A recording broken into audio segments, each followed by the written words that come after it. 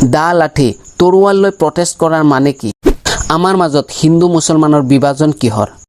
যদি অনামুছলিম বন্ধুসকলে ভাবি আছে বজৰং দল, বিশ্ব হিন্দু পৰিষদ বা RSSে তেওঁলোকৰ কাৰণে মাত মাতিছে, তেওঁলোকৰ কল্যাণৰ হকে যুঁজিছে, তেন্তে এইটো আপোনালোকৰ ভুল ধাৰণা। কাৰণ হাতত দা লাঠি বা তৰোৱাল ল'লে সমাজৰ কল্যাণ নহয়, মুছলমানক গালি পাৰিলে হিন্দু যুৱক যুৱতীয়ে কৰ্মসংস্থাপন নাপায়, পৰীক্ষাত সমাজ বিজ্ঞানৰ প্ৰশ্ন লিখি ইংৰাজীত পাছ কৰাৰ কথা ভবাহে হৈছে।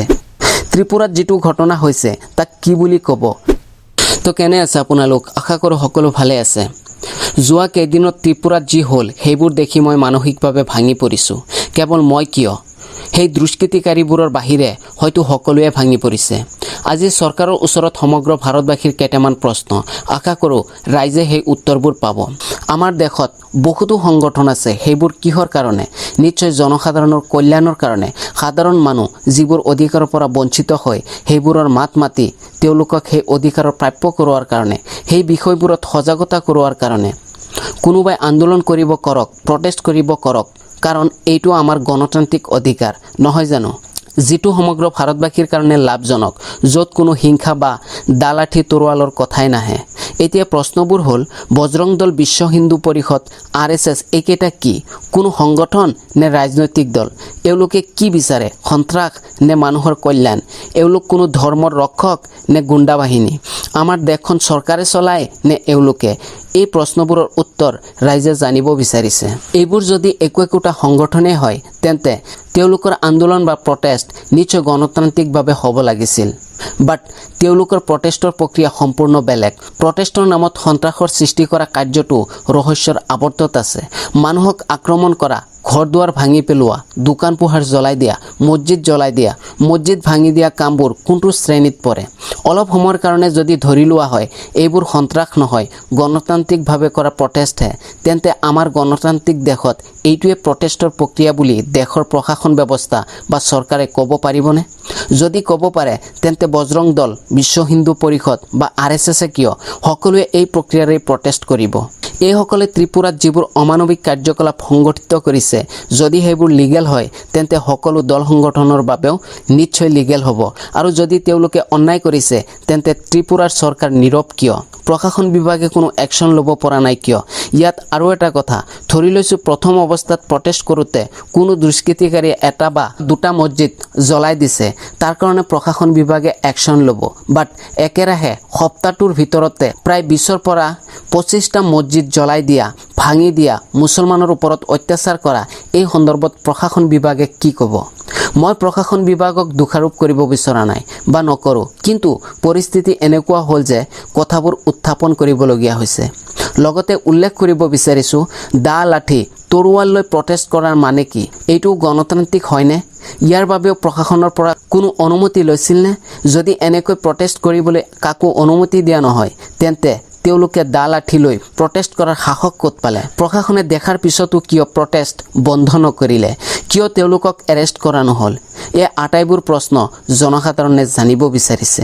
এজনে বা দুজনে সুধিলে হয়তো ইয়াৰ উত্তৰ নাপাব পাৰে, বাট হাজাৰজনে একেলগে এনে প্ৰশ্ন কৰিলে নিশ্চয় চৰকাৰ আৰু প্ৰশাসন বিভাগ জবাবদিহি হ'ব লাগিব। আপোনালোকে ভিডিঅ'বোৰত নিশ্চয় লক্ষ্য কৰিছে, এই যে ক্ৰোধ, হিংসা আৰু অত্যাচাৰ মুছলমানক কৰা হৈ আছে, এইবোৰৰ কাৰণে কেৱল আৰু কেৱল মুছলমানে মাত মাতিবনে? এইবোৰ মুছলমানৰ নিজস্ব সমস্যা নেকি?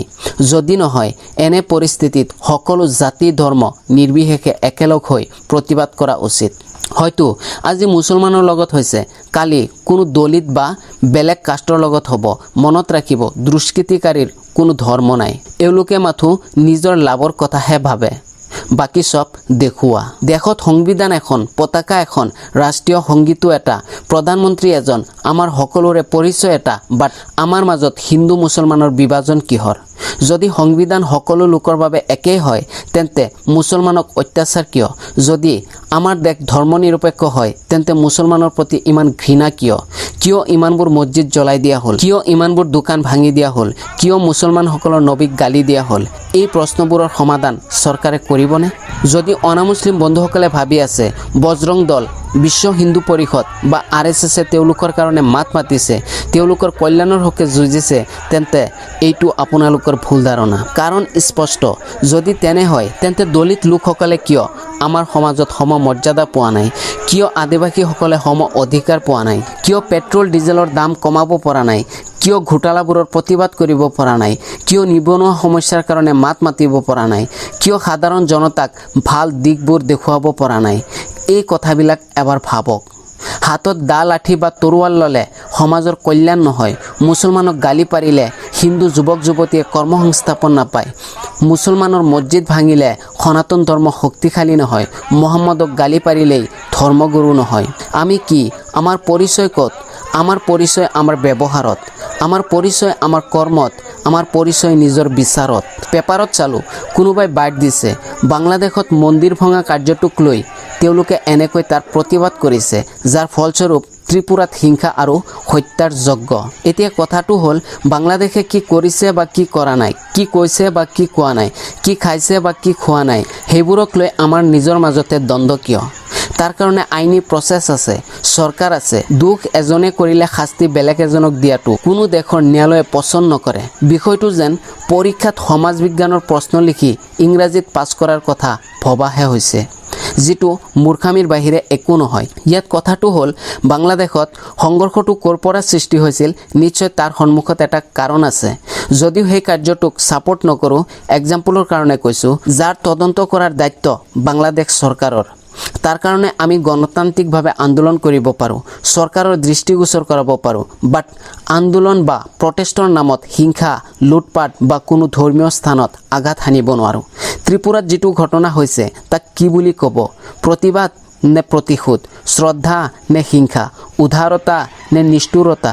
মন্দিৰ বা মছজিদ, গীৰ্জা বা গুৰুদ্বাৰ, ধৰ্মীয় স্থান যিয়েই নহওক, এইবোৰত আঘাত সনা দুষ্কৃতিকাৰীক চৰকাৰে উচিত শাস্তি দিব লাগে, যিটো আমি সকলোৱে বিচাৰোঁ। বাট আইন নিজৰ হাতত তুলি লোৱা মানে প্ৰশাসনৰ ওপৰত প্ৰশ্ন উঠোৱা, যিটো ত্ৰিপুৰাত BSP, RSS আদিৰ দ্বাৰা সংগঠিত হৈছে। এনেবোৰ ব্যক্তিক কি কৰা উচিত? ৰাইজ আপোনালোকেই কওক।